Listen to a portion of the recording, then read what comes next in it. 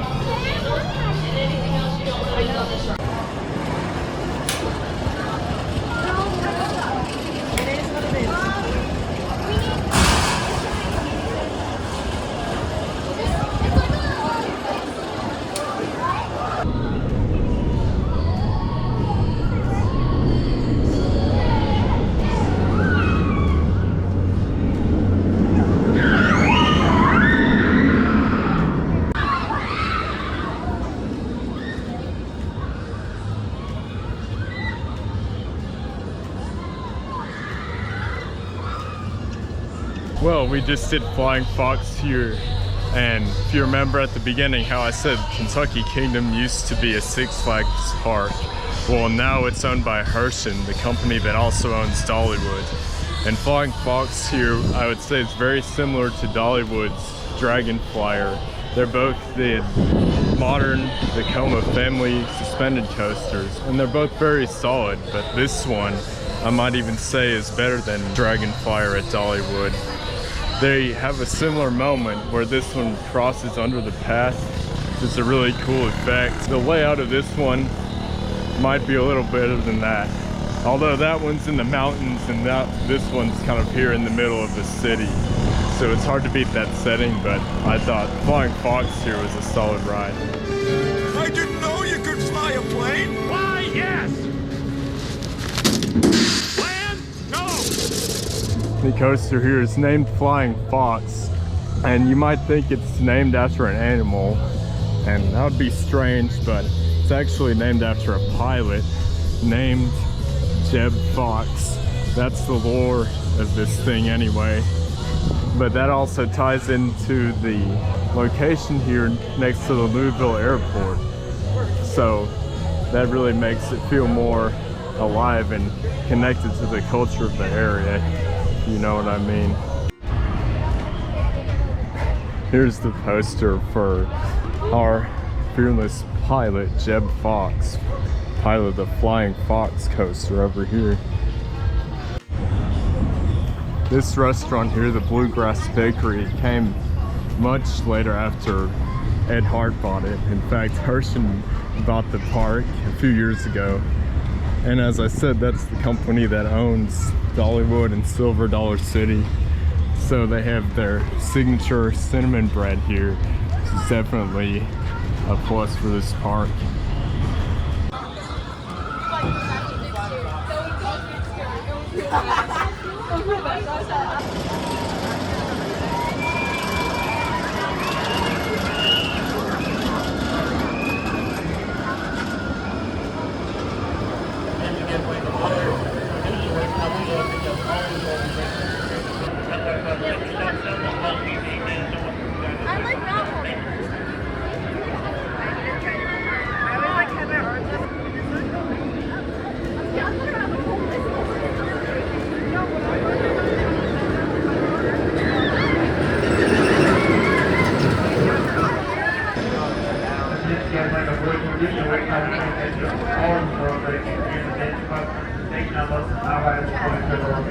This was all that by first that's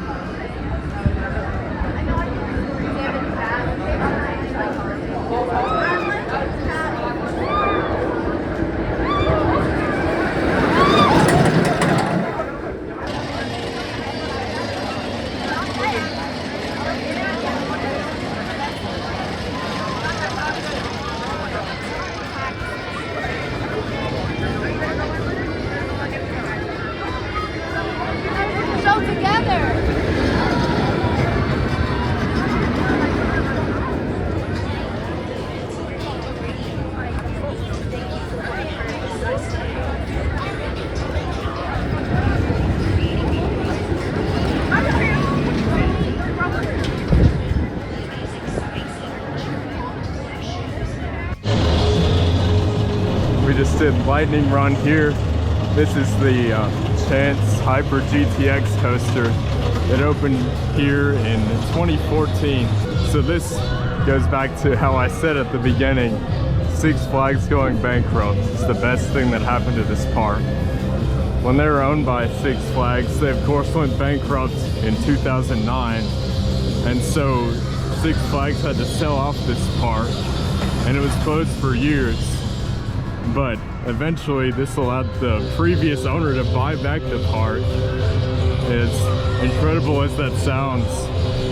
And one of the first things he did was build this new coaster, which is for now a unique model to anywhere in the United States. But basically you can see it's not as tall as an actual hyper coaster like a B&M.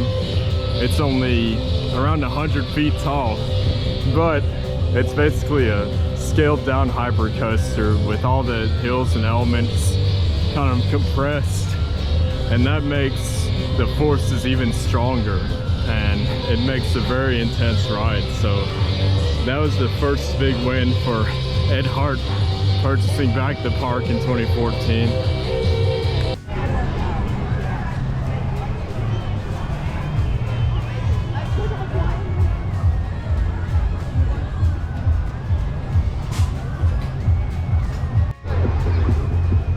So another weird thing about the layout of this park is that a road runs through it, but that's not entirely Six Flags' fault. It's not really their fault at all.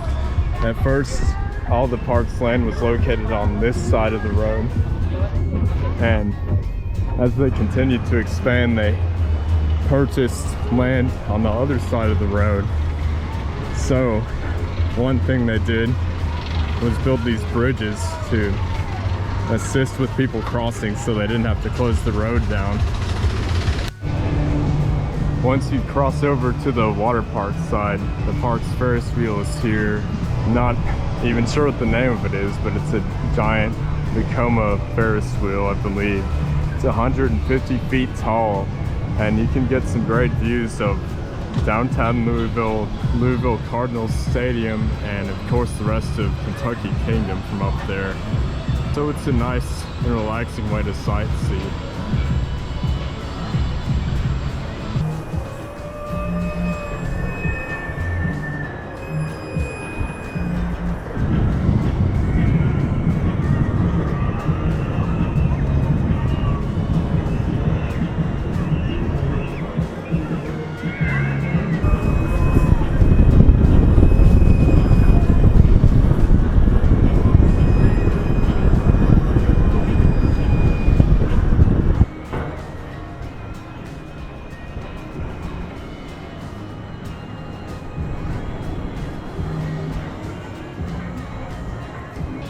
We have yet another remnant of Six Flags here in the water park.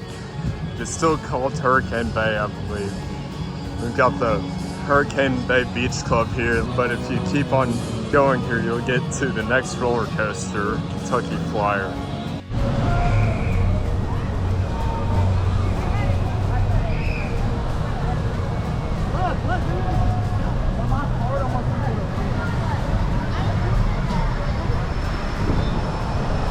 The Kentucky Flyer here was the last coaster before the Flying Fox was built, and that was back 7 years ago in 2019. So this was kind of the last thing that I mentioned Ed Hart, the previous owner, had built for this park. He had other plans before Herson took over, but apparently the pandemic delayed those, and Herson went with something else other than what he had planned.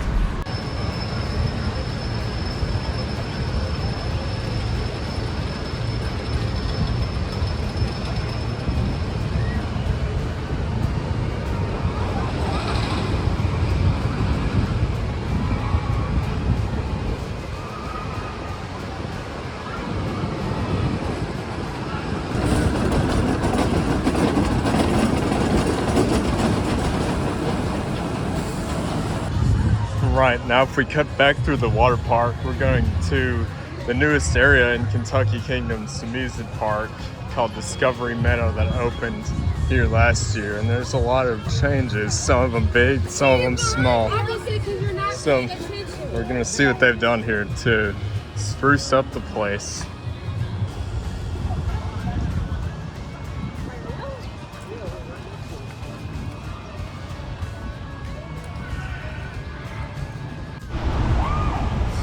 So here in Discovery Meadow, they've relocated some of their existing rides, like this drop tower, which was towards the front of the park initially. They also renamed it to Treetop Drop. And they've added some gardens and some nice landscaping. And repainted the roller skater coaster over here. They renamed it also. And added this little squirrel kiddie ride here. So, hey guys. And it's a bullet coaster. Yep.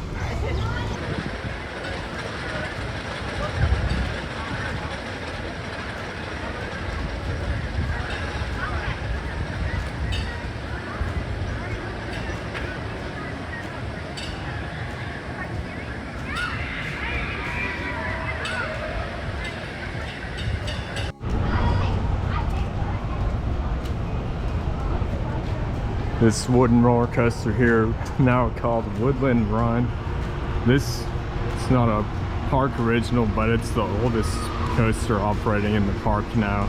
This one goes back to Ed Hart. I think it opened back in 1990, and for years it was known as Thunder Run until they changed the theming of this area and renamed it to Woodland Run.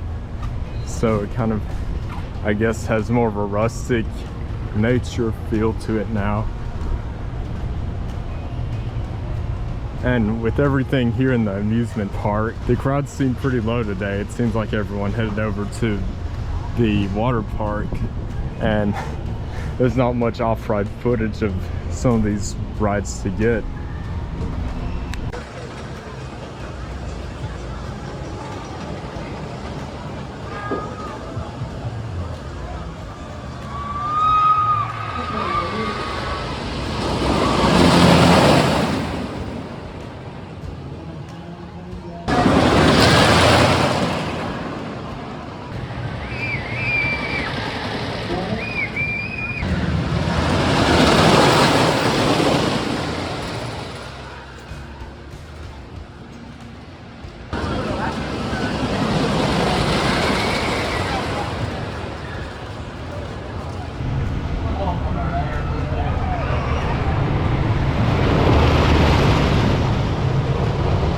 We just rode Woodland Run here, I guess you could call it a classic wooden coaster. It had its moments, but it was rough. Apparently, it had some track work done a few years ago, but there was still plenty of rough moments and jackhammering to go around. So I don't know what happened there. It wasn't the worst thing in the world though.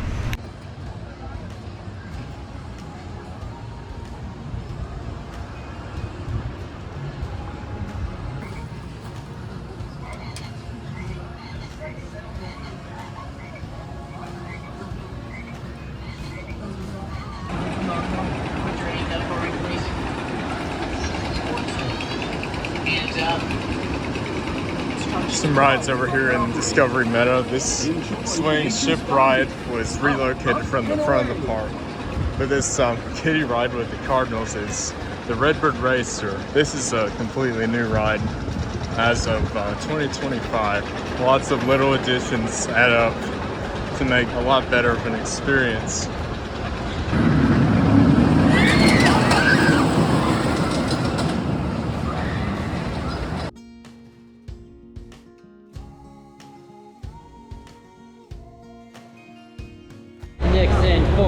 Next and forth. Go New York, go New York, go.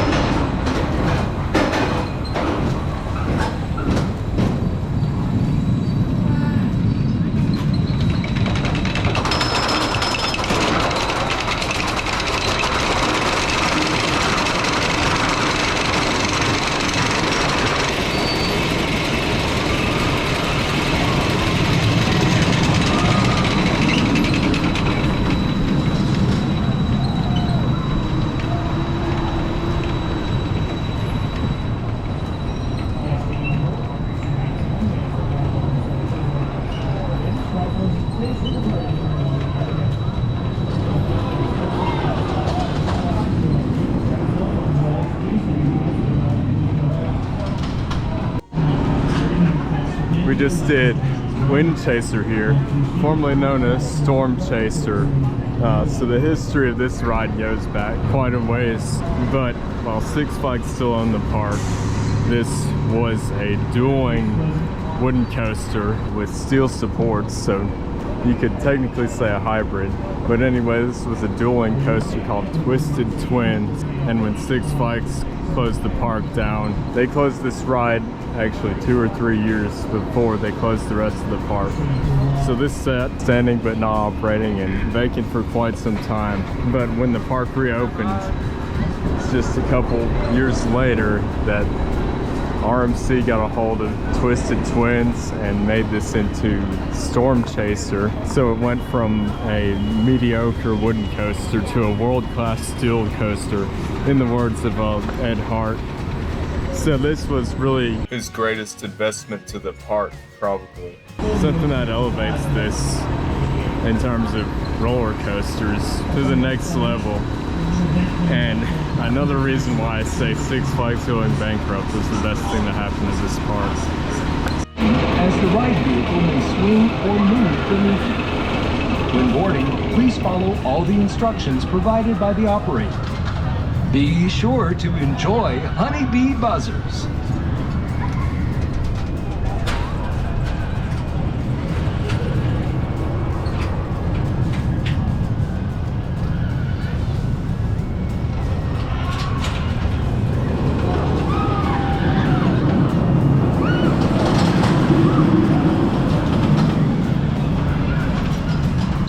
For the new food options here in Discovery Meadow, this Bloom's Barbecue and Grill was pretty good. They have not just barbecue, but they have cheesesteak sandwiches. I got one of those and it was good, but it was about the standard for theme park food pricing. It was about $18 for me, but unless you go outside the park, you're not really gonna get anything cheaper, so I'd say it was worth it.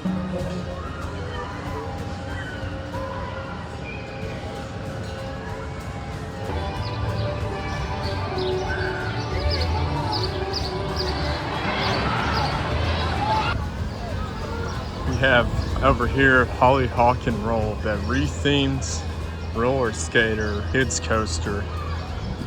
It was originally just called Roller Skater, kind of the generic name for it, and now it's been renamed to Hollyhock and Roll, which I'm guessing is some type of flower to fit in with the nature theme of this area.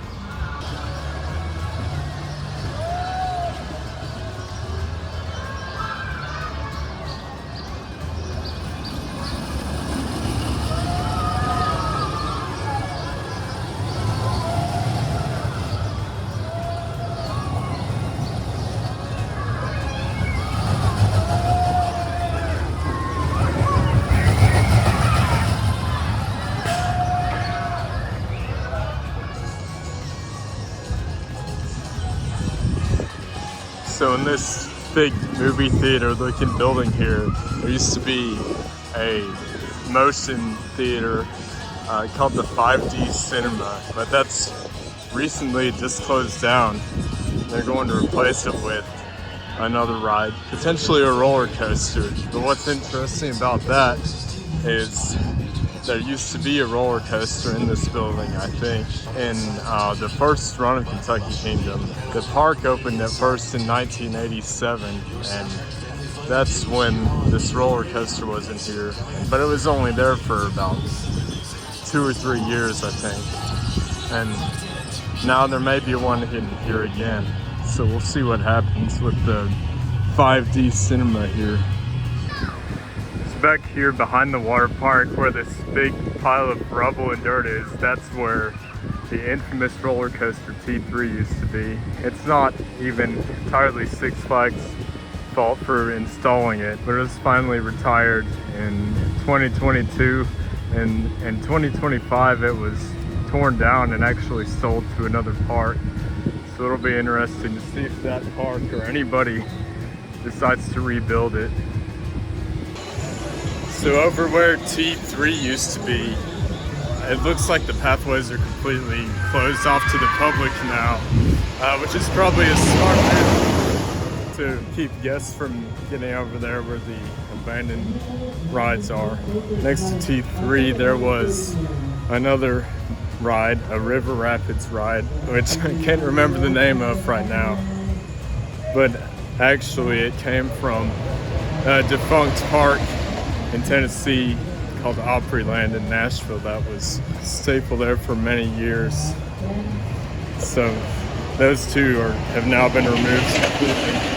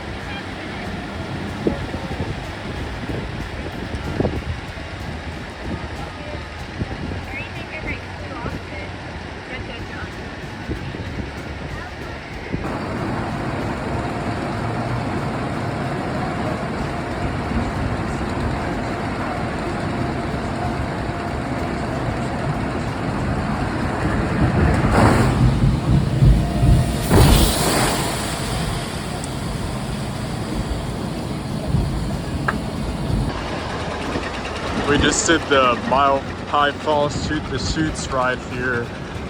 Currently the only water ride operating in the amusement park side, Kentucky Kingdom.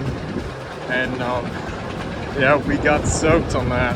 The splash is no joke there at the bottom.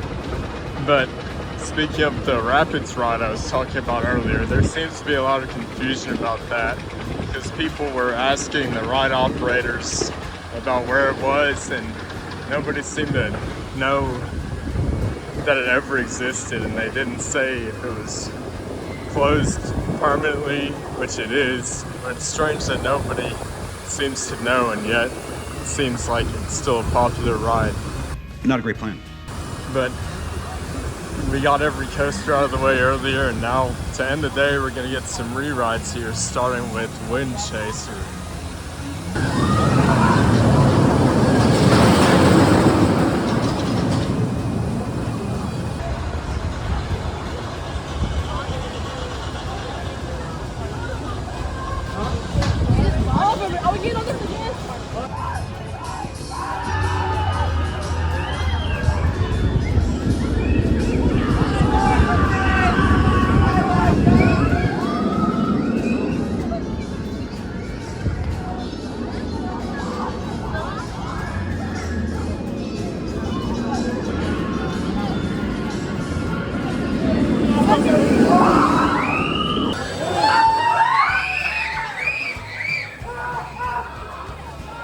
Most enthusiastic train I've ever seen at the end of the day.